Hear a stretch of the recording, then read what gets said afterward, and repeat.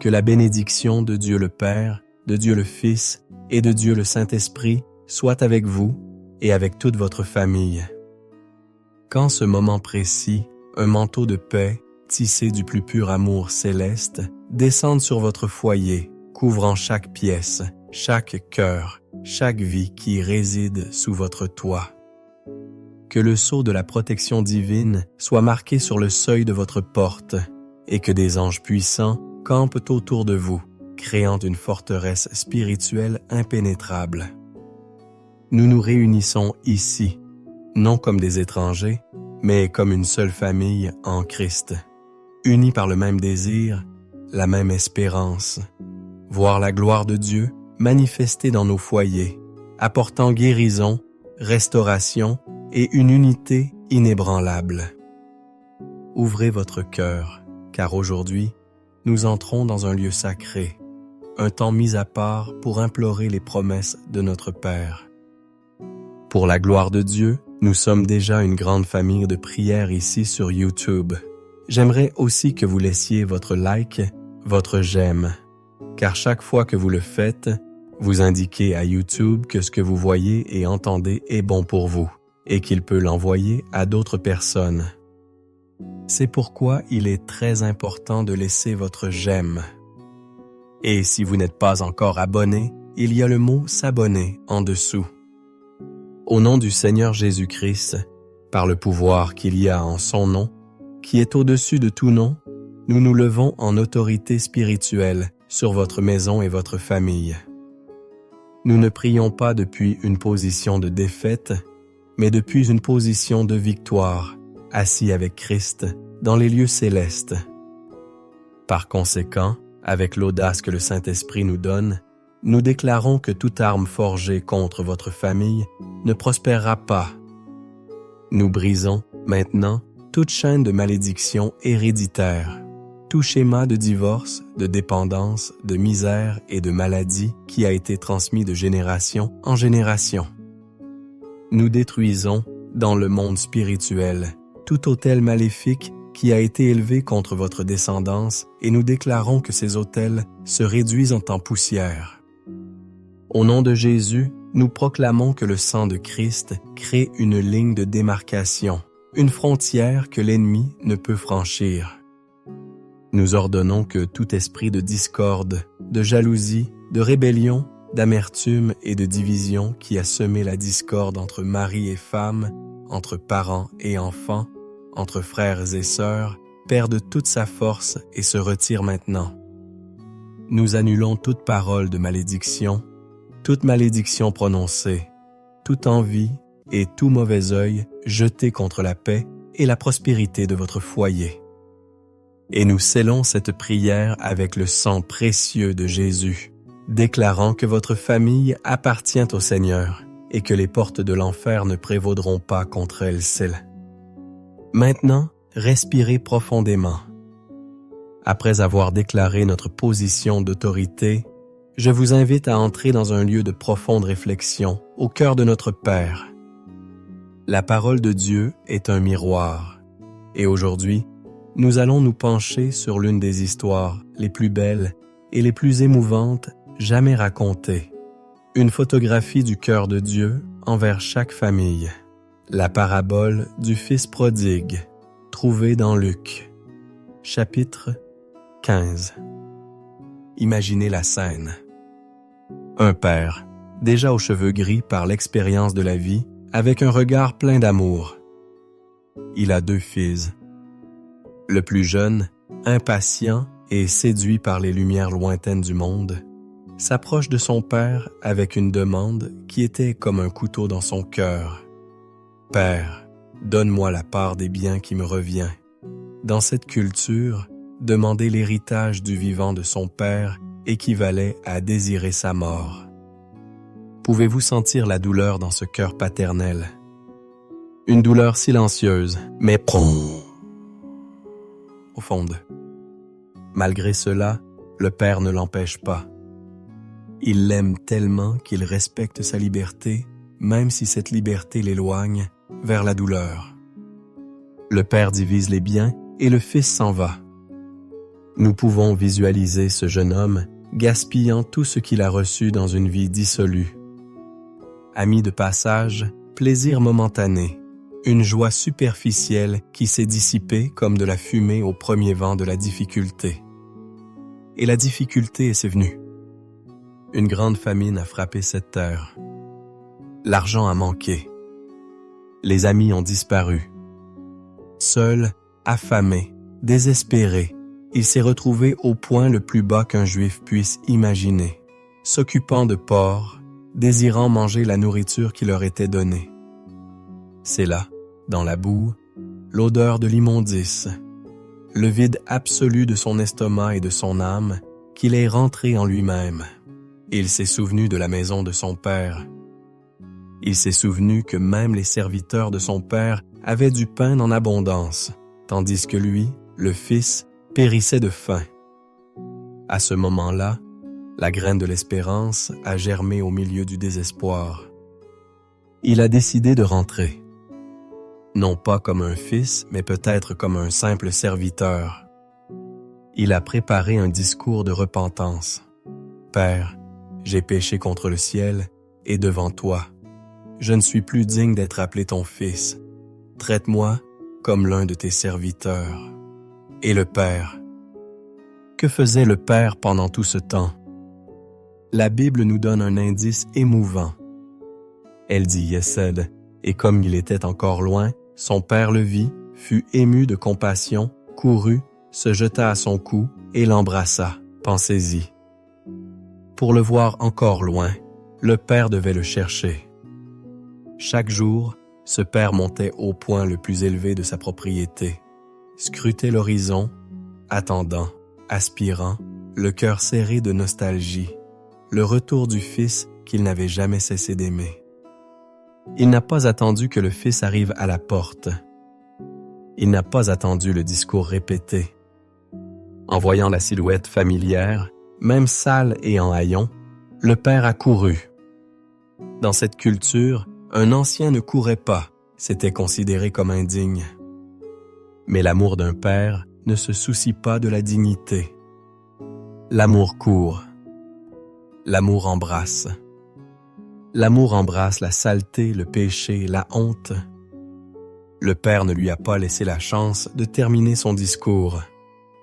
Au lieu de cela, il a crié au serviteur, « Apportez la plus belle robe, mettez un anneau à son doigt et des sandales à ses pieds. Apportez le veau gras et tuez-le. Mangeons et réjouissons-nous, car mon fils que voici était mort et il est revenu à la vie. Il était perdu et il est retrouvé. » Cette histoire est le cœur de Dieu qui bat pour votre famille. Et d'elle, nous tirons des leçons qui peuvent révolutionner notre foyer. La première leçon est que l'amour de Dieu le Père est un amour qui attend inlassablement. Peut-être qu'aujourd'hui, votre cœur de père ou de mère est brisé par un fils ou une fille qui a pris un chemin lointain. Peut-être que votre conjoint s'est éloigné émotionnellement ou physiquement. Cette histoire vous dit, ne perdez pas espoir. Continuez à regarder l'horizon dans la prière. L'amour de Dieu les cherche où qu'ils soient, et il n'abandonne jamais. Votre rôle est de continuer à être ce phare d'amour et de prière, un havre de paix pour quand ils décideront de revenir. La deuxième leçon est qu'il y a toujours un chemin de retour. Pour vous qui nous écoutez et qui vous sentez peut-être comme le fils prodigue dans votre propre famille, qui avez commis des erreurs, qui avez causé de la douleur, qui vous sentez indigne de pardon, écoutez la voix du Saint-Esprit qui vous dit aujourd'hui, il y a un chemin pour rentrer à la maison. Peu importe à quel point vous êtes tombé, peu importe la distance que vous avez parcourue, la maison du Père est toujours ouverte. Le repentir sincère n'est pas accueilli par l'accusation, mais par la fête dans les cieux et sur la terre. Et la troisième, et peut-être la plus puissante leçon pour l'unité familiale, est le pouvoir du pardon qui restaure. Le Père aurait pu dire « Je te l'avais dit », il aurait pu imposer une période d'épreuve. Mais il n'a pas fait cela. Il l'a couvert d'honneur, a restauré son identité avec l'anneau et a célébré son retour. Combien de nos familles sont piégées dans des cycles d'amertume parce que nous refusons de pardonner comme ce Père? Nous gardons des listes d'erreurs, nous nous souvenons des échecs passés et nous agissons comme le frère aîné de l'histoire qui, plein de sa propre justice, a refusé d'entrer dans la fête. Aujourd'hui, Dieu vous interpelle. Qui dans votre famille a besoin de votre pardon radical et réparateur? Serez-vous le père qui court et embrasse ou le frère qui reste dehors à juger? La restauration de votre famille peut dépendre de votre réponse. Et c'est cette figure du Père qui attend et qui restaure qui nous donne les promesses de protection et de soins que nous trouvons dans les psaumes. Ce Père qui a couru pour protéger son Fils de la honte du village est le même Père qui nous promet dans sa parole d'être notre refuge et notre forteresse. Le psaume 91 n'est pas seulement un poème, c'est le serment de protection du Père céleste pour ses enfants bien-aimés. Et le psaume 23 est la garantie que, une fois de retour dans sa maison, sous ses soins, il nous guidera et nous fournira tout ce dont nous avons besoin. Je vous invite maintenant, où que vous soyez, à fermer les yeux. N'écoutez pas seulement ces mots, mais recevez-les, appropriez-vous-les. Laissez chaque verset devenir une brique dans la muraille de protection divine autour de votre famille. Celui qui habite sous l'abri du Très-Haut repose à l'ombre du Tout-Puissant. Je dirai du Seigneur, il est mon Dieu, mon refuge, ma forteresse, et en lui je mettrai ma confiance. Car c'est lui qui te délivre du filet de l'oiseleur, de la peste pernicieuse. Il te couvrira de ses plumes, et tu te confieras sous ses ailes. Sa fidélité est un bouclier et une cuirasse. Tu ne craindras ni les terreurs de la nuit, ni la flèche qui vole de jour, ni la peste qui marche dans l'obscurité, ni la contagion qui ravage en plein midi. 1000 tomberont à ton côté et 10 000 à ta droite, mais le mal ne t'atteindra pas. De tes yeux seulement tu regarderas, et tu verras la rétribution des méchants. Car tu es mon refuge, ô Éternel.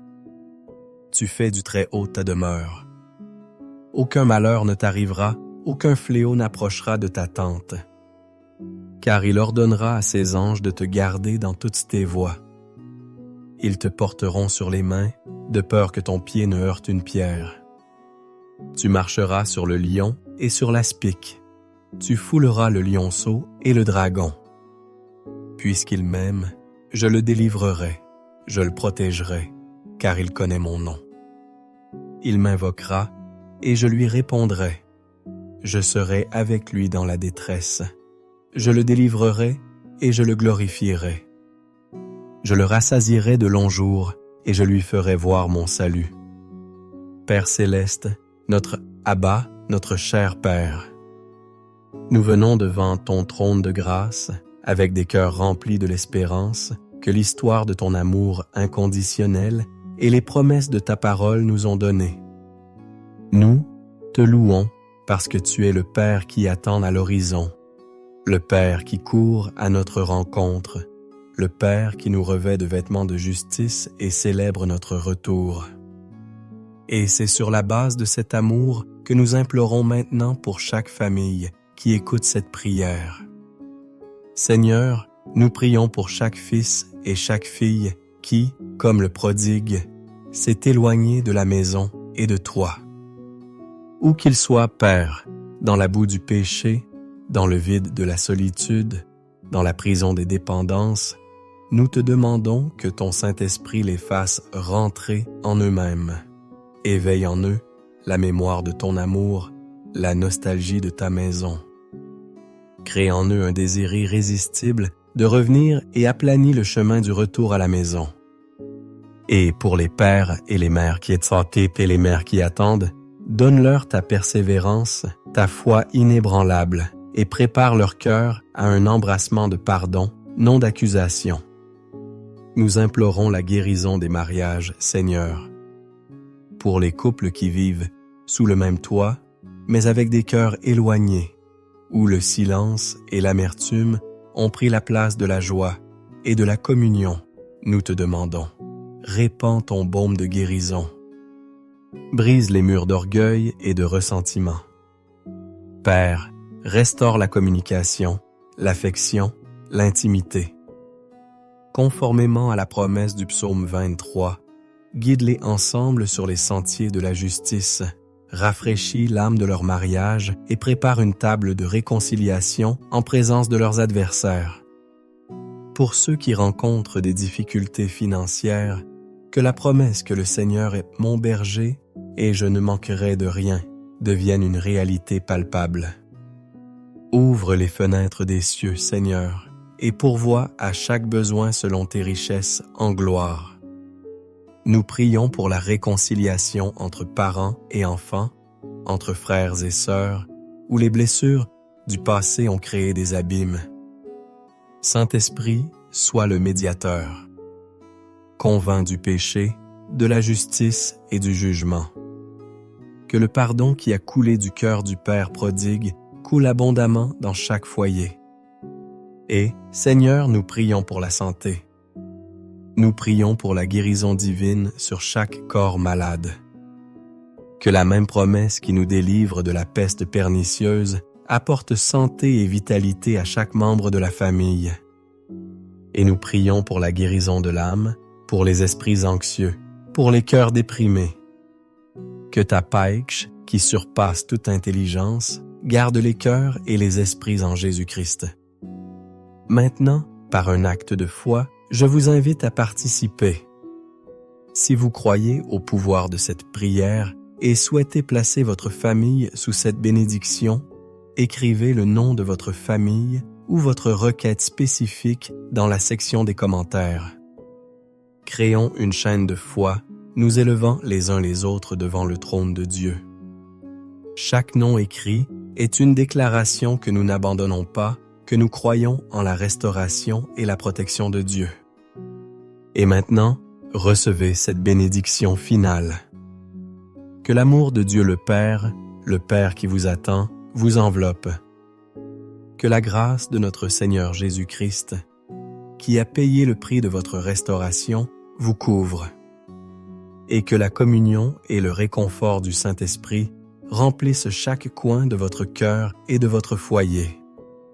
Allez en paix, marchez dans la certitude de la protection de Dieu et vivez dans la joie de la restauration qu'il a déjà commencé à opérer dans votre famille. La victoire est vôtre, au nom de Jésus. Amen.